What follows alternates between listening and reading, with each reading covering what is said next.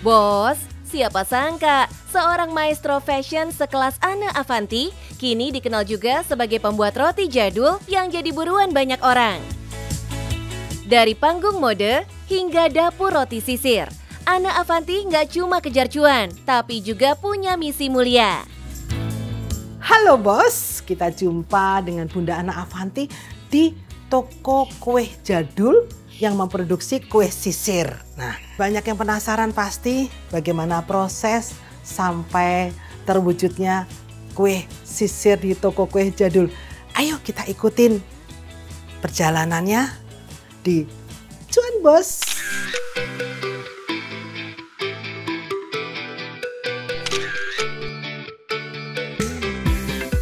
Pandemi memaksa banyak orang untuk berputar arah, termasuk seorang Anne Avanti. Industri fashion yang dulu jadi dunia utamanya terpaksa terpuruk. Ratusan karyawannya pun terancam gak bisa lagi bekerja. Menurut Bunda sih, semua yang terjadi atas peralihan. Aku nggak mau dibilang banting setir ya, bahwa saya tetap ada di industri fashion, tapi saya tidak seperti dulu lagi. Akhirnya merambah ke industri kuliner, karena pada saat itu industri fashion kan terpuruk. Ratusan karyawan tidak bisa bekerja lagi dan kembali, dan Mami mengatakan kamu nggak boleh merumahkan, kamu nggak boleh PHK, kamu harus berjuang karena karyawan itu titipan Tuhan. Bunda Anne pun mulai merintis jalan baru di bidang kuliner. Bukan sekedar bisnis, tapi cara untuk tetap memberikan nafas hidup bagi para karyawannya. Dari dapur deso dengan produk sambal rumahan, sampai berkembang jadi rumah makan yang menjadi destinasi kuliner di kota Semarang, The Kamboja, dan lini bisnisnya yang paling baru adalah roti sisir. Mulailah saya berpikir, bikin apa ya? Mau ngapain lagi ya? Karena saya merasa industri fashion saat itu benar-benar sudah tidak ada harapan. Saat itu. Sampai akhirnya tiba, saya membangun usaha baru, membuka rumah makan Kamboja, kemudian toko kue sisir yang namanya toko kue jadul. Bos, roti sisir pertama kali diperkenalkan di Indonesia di masa kolonial Belanda. Disebut roti sisir karena bentuknya yang mirip gigi sisir. Salah satu yang bikin khas roti sisir bukan cuma bentuknya, tapi teksturnya yang lembut, bos. Nggak susah membuat orang menyukai roti jadul ini karena rasanya yang manis, gurih dari olesan mentega di atasnya. Pasar roti sisir ini jelas sudah ada, tapi Anne menghadirkan sesuatu yang beda di roti sisir buatannya. Inovasi pada topping roti sisir yang beragam, dari keju hingga meses, menempatkan roti sisir ini berada di kelas yang lebih tinggi. Masyarakat Indonesia itu, customer Indonesia itu sudah pintar. Mereka tahu di mana mereka punya kelas, ya. Kalau itu kelasmu dan kamu menemukan pangsa pasarmu, maka mau itu murah, mau itu mahal, ada pangsa pasarnya. Nah, saya bersyukur dan beruntung ini bahwa kue sisir yang kami buat di tempat ini menemukan pangsa pasarnya dan pas. Roti sisir buatan Anne Avanti ini pun diposisikan sebagai produk premium. Setahap dengan brand fashion yang selama ini doi bangun. Kami sesuai dengan kepremiumannya kita dan kita bertanggungjawabkan untuk berada pada posisi di mana kue sisir Anne Avanti itu setara dengan brand Anne Avanti. Brand Anne Avanti udah identik dengan kualitas kelas atas. Jadi wajar kalau setiap produk yang lahir dari tangannya juga diposisikan setara. Ini cara cerdas menjaga reputasi bisnis. Produk kuliner pun bisa naik kelas. Asal dikemas dengan identitas yang kuat ya bos. Dan kami pun tidak produk yang banyak pabrikan besar dicetak, bukan. Semua masih menggunakan tangan manusia dengan roh dan jiwa, dan itu menjadi sesuatu yang mungkin berbeda.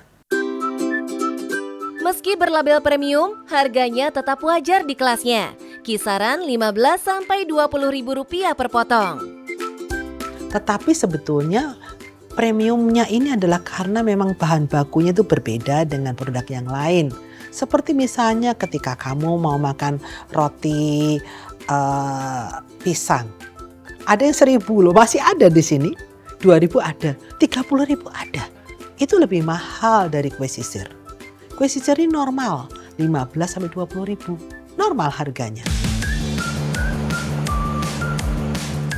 Nah, Bos, ini bukti kalau kualitas bisa tetap terjangkau tanpa harus kehilangan nilai eksklusifnya.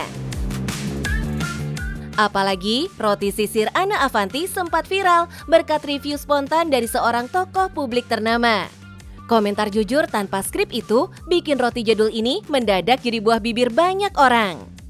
Memang terus terang ketika Bestiku Kue Sisir Pak Irwan Musri itu mereview, tidak semena-mena mereview sebetulnya, mengomentari apa yang saya oleh-olehkan. Jadi saya bawa oleh-oleh, wah ini ternyata kue sisir yang paling enak yang pernah saya makan, karena ternyata Pak Irwan Musri itu pecinta kue sisir. Berkat momen itu, pasar roti sisir makin melebar, Bos. Bukan cuma di Semarang, tapi merambah ke seluruh Indonesia lewat jalur online. Jadi semua online dari seluruh Indonesia, dan kami besar di online. Nah, kecuali orang yang ke Kamboja ingin menikmati kue sisir, itu adalah mereka beli setiap harinya. Tapi ini marketnya bukan Semarang. Dalam bisnis F&B, momentum cuma salah satu faktor, Bos. Kuncinya tetap ada di manajemen produksi dan distribusi. Nggak bisa banyak, ya kita memaksimalkan antara 2.000 sampai 2.500. Bos, bayangin nih, satu potong roti sisir harganya 15 hingga 20 ribuan. Kalau sehari tembus 2.500 pieces, itu artinya potensi omset bisa sampai 40 juta rupiah per hari. Itu baru dari roti sisir ya, Bos. Belum terhitung dari semua penjualan yang ada di The Kamboja.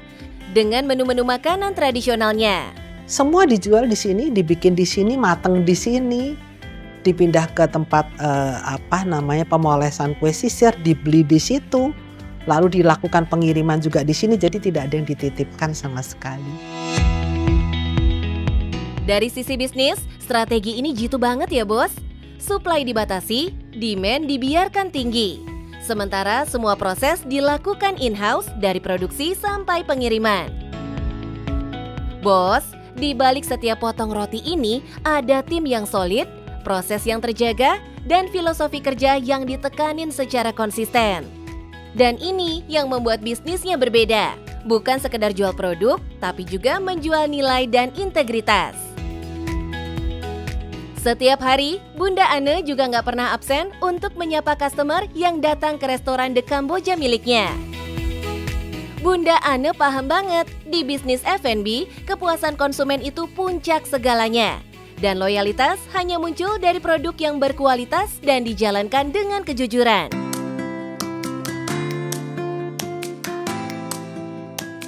Bos, dalam bisnis F&B, modal utama itu bukan nekatnya, tapi kemampuan manajemen risiko dan mental siap jatuh bangun.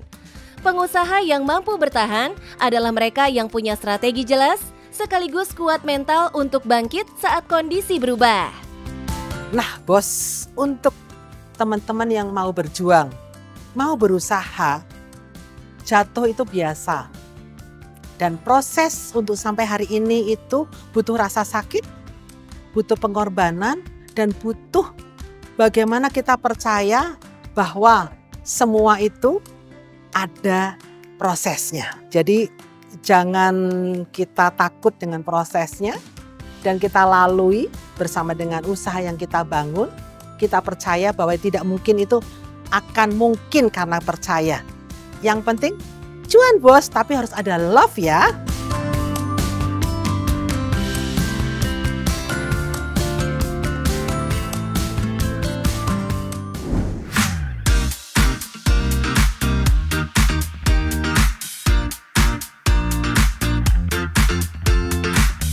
Bos-bos, Lama tak terlihat di layar kaca, artis cantik Feby Palwinta yang juga ibu 2 anak ini punya kesibukan baru loh. Gak mau berpangku tangan saat tak ada jadwal syuting, Feby kini terjun ke dunia bisnis. Lewat coffee shop yang berlokasi di bilangan tanah Sereal Bogor, Feby berhasil panen cuan. Dengan konsep yang unik, coffee shop miliknya ini jadi sasaran konsumen family dan Gen Z loh bos. Halo bos, aku Feby Palwinta. Kali ini aku lagi di Coffee Play, salah satu usaha aku di Bogor. Nah, kalian penasaran kan mau ngintip-ngintip di dalam? Pokoknya standby di Cuan Bos.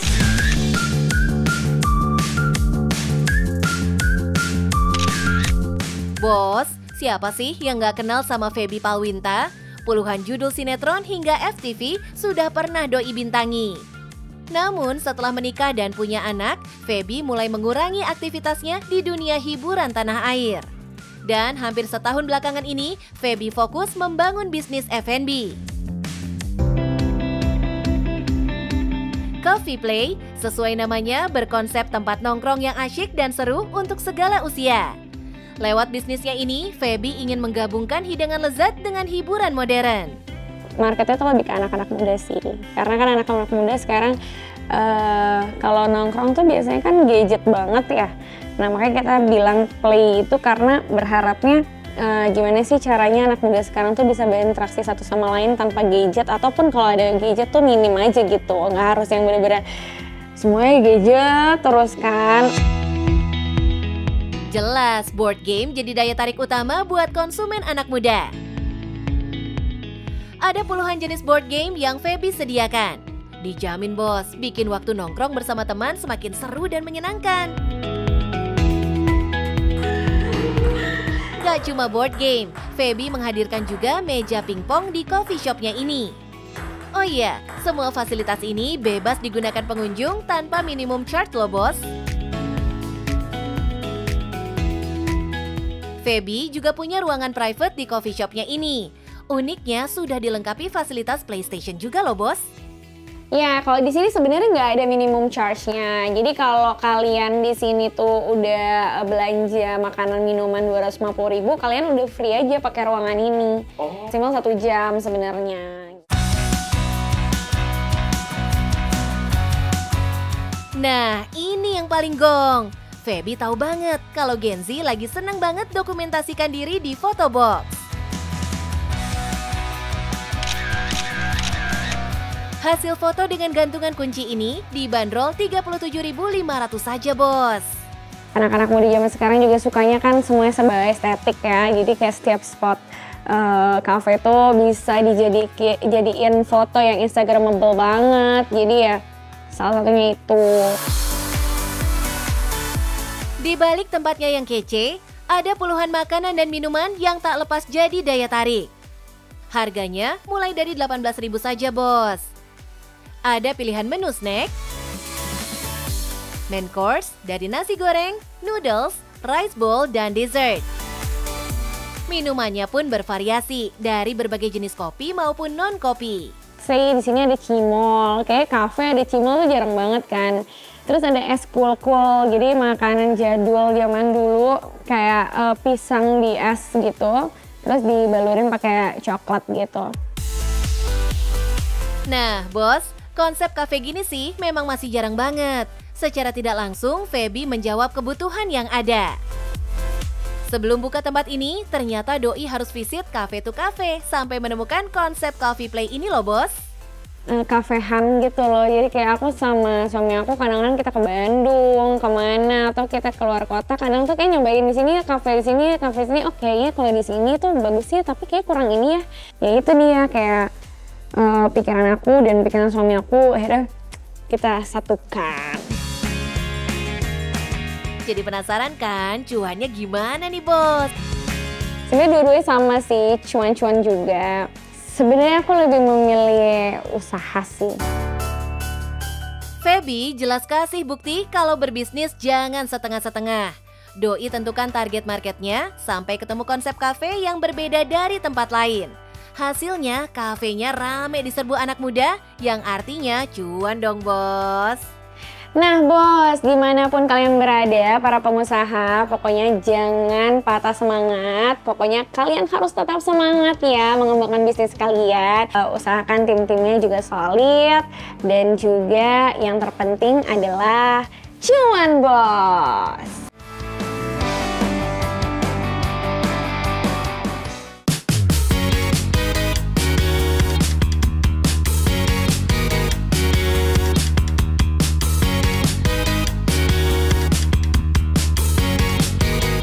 Bos, hari gini keju dan berbagai olahannya bukan lagi hal baru buat orang Indonesia. Pasar yang semakin luas ini jelas punya potensi cuan yang menggiurkan. Mazara Cheese jadi salah satu yang ambil peluang cuan ini, Bos. Keju organik yang dibikin di kaki Gunung Merapi ini bahkan laris dijual ke hotel-hotel internasional. Cuannya tembus ratusan juta rupiah loh, Bos. Halo Bos, saya Jamie dari Mazara Cheese. Kita sedang ada di Jogja, di rumah produksi kami. Kami memproduksi keju di kaki Gunung Merapi sejak tahun 2015. Mau tahu lebih lanjut tentang apa yang kami lakukan di sini? Tetap di Cuan Bos.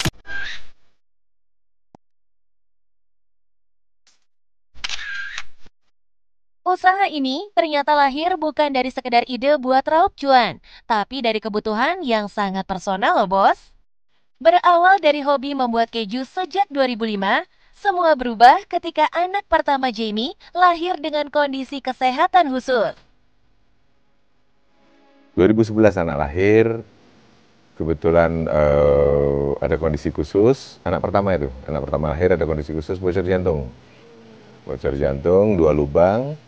Lalu dokter menyarankan untuk pada saat empasi nanti mulai menggunakan makanan yang probiotik. Jamie membuat kejunya secara alami tanpa bahan sintetis, sehingga kaya akan probiotik yang baik untuk pencernaan dan daya tahan tubuh. 2015 saya lagi bikin keju, lalu produk kita dibawa oleh salah satu teman ke hostnya Pasar Organik Kamisan di Jogja. Ada pop-up market Pasar Organik, namanya Pasar Organik Kamisan, yang dari situlah kami start komersial 2015 akhir. Dari pasar organik kecil, keju buatan Jamie menarik perhatian banyak keluarga dengan kondisi kesehatan khusus, mulai dari cancer survivor, autoimun, hingga Down syndrome yang sama-sama kesulitan menemukan pilihan keju sehat di Indonesia. Dari semangat itulah, setiap keju Mazaraat tak lagi sekedar produk, tapi wujud kepedulian pada keluarga besar yang mereka layani. Uniknya di kami mungkin itu tadi, kami buat untuk keluarga. Dan sampai hari ini pun kami menganggap customer kami yang kami nggak tahu namanya siapa, mereka adalah keluarga. Karena mereka punya kondisi yang sama dengan kami. Bos, dalam industri modern, keju sering dibuat dengan bahan kimia tambahan agar lebih murah dan cepat diproduksi, Bos. Tapi, Jamie memilih jalan lain, setia menggunakan teknik tradisional. Karena itu, setiap detail dalam prosesnya benar-benar diperhatikan, termasuk soal standar kebersihan yang mungkin terdengar tidak biasa bagi sebagian orang. Kebetulan saya sendiri sertifikasi Cheese Master saya setelah saya mulai komersial yang distandarisasi di New Zealand dan di Prancis, apalagi khusus produk susu, itu tidak boleh pakai hand glove. Apalagi yang latex pakai powder. Memang itu aman untuk tangan, tapi nggak aman untuk makanan, Mbak. Apalagi powder, ada powdernya. Yang kedua, susu menggunakan suhu tinggi. Pada saat suhu tinggi terkena hand glove itu, plastik di hand glove tersebut akan ngelepas chemical yang ada di proses pembuatan hand glove. Chemicalnya plastik itu kelepas.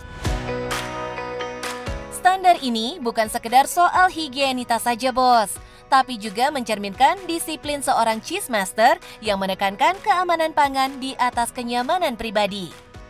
Prinsip ketat inilah yang membuat keju Mazaraat punya kualitas setara standar internasional. Dengan strategi ini, Jamie bisa lebih fokus menjaga kualitas tanpa terbebani produksi massal. Tapi bos, Doi juga sadar tantangan dari perbedaan selera konsumen yang tidak bisa langsung disamakan dengan pasar Eropa. Untuk lidah kita orang Asia, itu sebagian besar, terutama yang mungkin tidak familiar dengan keju-keju Eropa, itu lebih ke keju-keju yang mild, Mbak. Keju mild untuk yang fresh, kami punya halloumi. Halloumi bestseller kami saat ini. Lalu fresh mozzarella, itu juga banyak peminatnya. Mascarpone dan cream cheese menempati urutan berikutnya. Lucunya, ada satu keju yang terkenalnya dia ekstrim, blue cheese. Blue cheese terkenal punya aroma yang tajam dan nggak semua orang bisa terima. Tapi di tangan Jamie, resepnya disesuaikan agar lebih ramah di lidah Asia. Cara ini bikin orang kita berani coba tanpa kehilangan ciri khas aslinya. Dan semua itu nggak lepas dari bahan baku. Susu segar jadi pondasi kualitas. Jamie pun memutuskan buat memindahkan lokasi pembuatan kejunya ke kaki Gunung Merapi. Jogja cuma punya satu sumber untuk sapi perah dan kambing perah, itu daerah utara, daerah kaki Gunung Merapi. Tapi dulu kami produksi di Keraton. Alhamdulillah kami bisa nabung, dapat tanah murah di Cangkringan dengan satu tujuan itu, mendekati sumber bahan baku. Di balik setiap keju organik ini, waktu dan ketelitian menentukan kualitas. Untuk keju yang harus di-aging, setiap batch perlu pengawasan ekstra agar tekstur dan rasanya tetap konsisten. Tapi kalau keju aging, itu ada yang dimatangkan minimum 2 bulan, ada yang proses aging pematangannya 8 bulan. Kalau yang fresh, permintaan lagi banyak, kita bisa bikin cepat, langsung bikin. Keju aging, Mbak. Permintaan banyak, barang nggak ada nih. Habis itu kita bikin cepat. Pas itu matang 3 bulan, 4 bulan lagi, permintaannya turun. PR-nya di situ. Keju aging tricky. Tantangan itulah yang membuat strategi bisnis jadi kunci bos. Bukan cuma soal meracik keju, tapi juga membaca permintaan pasar. Untungnya karena niche market masih unik mungkin ya. Pasarnya unik, produk kami mungkin dipandang unik juga, kemudian menarik banyak culinary expert datang. Kalau tanpa mereka, maka kami betul-betul mengandalkan Instagram untuk B2C. Tapi karena Om dan teman-teman culinary expert ini, teman-teman chef ini, kemudian bercerita tentang kami, dibukalah oleh Tuhan gerbang kami untuk bisa masuk ke B2B. Bali, Jakarta, dan 2021 kami mulai supply ke Marina Bay Sands Hotel di Singapura.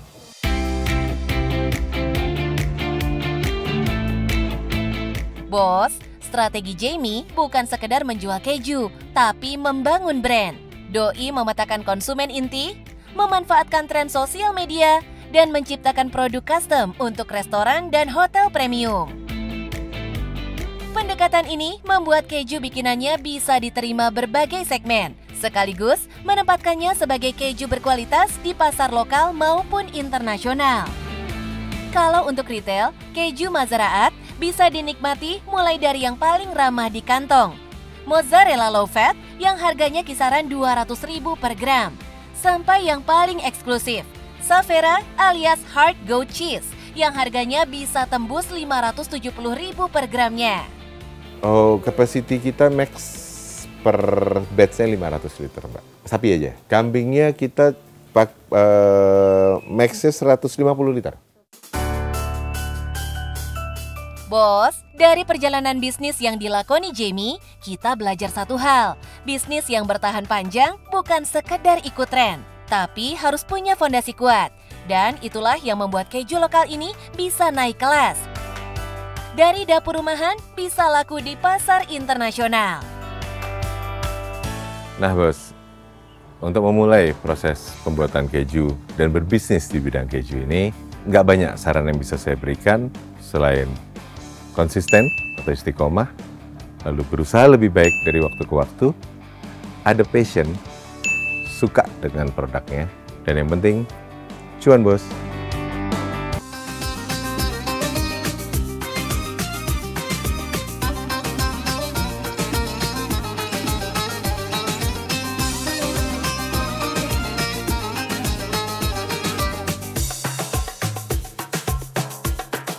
Bakso, aneka menu ayam, sampai donat.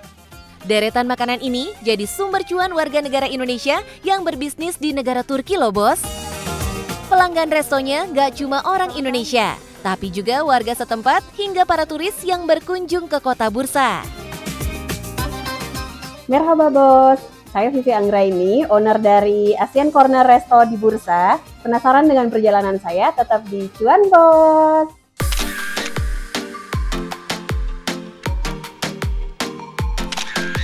Bos-bos, bagi Vivi, Asian Corner bukan sekedar restoran. Ini seperti rumah pulang yang doi bangun dengan tekad sekuat baja. Jadi waktu itu kita habis menikah di tahun 2018, suami tidak dapat memperpanjang visa dan akhirnya singkat cerita suami dideportasi. Karena dideportasi lah akhirnya menjadi perjalanan awal kami di Turki. Tetapi saya punya impian yang kuat, maka dari itu berdirilah sekarang Asian Corner. Meski begitu, Vivi nggak berdiam diri. Untuk menyambung hidup dan membantu ekonomi keluarga, doi menjual makanan Indonesia yang doi masak di dapur rumahnya. Pelanggannya saat itu beragam bos, dari sesama WNI juga travel yang membawa wisatawan Indonesia ke Bursa. Nah, berbekal dari sebelumnya saya sering masak dan juga banyak juga sebenarnya travel-travel yang mereka masak makanan rumahan dari saya, kemudian saya deliver ke hotel. Nah, di situ saya melihat ada peluang besar di kota Bursa ini. Yang pertama karena memang belum ada restoran Indonesia dan akhirnya saya berdiskusi dengan suami untuk mendirikan Asian Corner dan di tahun 2023 kita realisasikan berdirilah Asian Corner. Kota bersejarah dengan arsitektur Ottoman yang indah ini sudah lama jadi destinasi wisatawan Indonesia. Bukan cuma itu, Bursa juga rumah bagi ratusan pelajar dari Indonesia. Dengan potensi yang ada, sayangnya saat itu tidak ada satupun restoran Indonesia di Bursa. Nah, peluang inilah yang Vivi tangkap buat menghasilkan cuan. Dengan persiapan matang, 2023 lalu, Vivi akhirnya melahirkan konsep warung modern buat bisnis kulinernya ini. Bakso, ayam bakar, hingga ayam cabai hijau menjadi menu andalan di resto ini. Meski sudah memiliki karyawan, Vivi masih turun langsung untuk mengolah menu yang ada loh bos. Semuanya demi menghasilkan kualitas rasa yang otentik. Kita juga punya menu favorit yang sangat diterima oleh warga lokal Turki sendiri, baik warga lokal maupun wisatawan internasional lainnya, seperti nasi goreng, kemudian donat, kemudian kita punya traditional tea, Indonesian tea, ya itu juga sangat diterima dengan baik di sini. Masakan Nusantara yang Vivi hadirkan bahkan bikin customernya repeat order. Balik lagi ke restonya ini loh bos. Merhaba. Merhaba. Senin adın ne? Nazife. Neresi? Kırgızistanlıyım. Maşallah. Yemekleri nasıl? Çok güzeldi, çok beğendim. Maşallah. Çok Hangisi bayıldım. iyiydi? Bakso, üçüncü kere deniyorum. Çok mükemmel bence. Maşallah. Merhaba. Merhaba, Senin adın ne? Kusay. Kusay. Kusay nerelisin? Ben Türkiye'liyim. Türkiye'desin. Evet. Tamam. Nasıl? Yemekleri nasıl? Çok güzel bence. Çok güzel. Hangisi daha çok seviyor? Şu önümdeki koyduğunuz yemek Dengan harga makanan berat per porsi mulai dari 200 lira atau setara hampir Rp80.000 dan camilan mulai dari 60 lira atau sekitar 20 ribuan rupiah. Jelas bos, Vivi raup cuan besar nih. Alhamdulillah omset tinggi yang kita dapatkan itu biasanya di periode musim gugur hingga di penghujung musim dingin ya atau winter, karena memang banyak sekali wisatawan-wisatawan terutama dari Asia yang mereka datang berkunjung ke Bursa khususnya untuk main salju ke Uluda.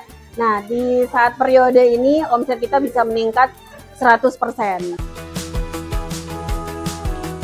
Tuh bos, musim semi hingga musim dingin omsetnya naik 100%. Tapi sayangnya tantangan hadir saat di musim panas. Kalau di musim winter, Asian Corner sangat ramai. Nah, tetapi kita juga kendala di musim panas karena wisatawan sedikit dan juga kita harus tetap bertahan. Konsisten, persisten, dan bertahan. 3 hal ini selalu jadi pegangan Vivi buat cari cuan di negeri orang, bos. Dan hasilnya jelas no play-play, bos. Pesan saya adalah keep your dream, ya. Jadi teruslah bermimpi dan percaya, believe teman-teman, karena dengan kita believe, dengan kita punya mimpi, alam semesta akan merespon dan akan mendekatkan dengan mimpi kita tersebut.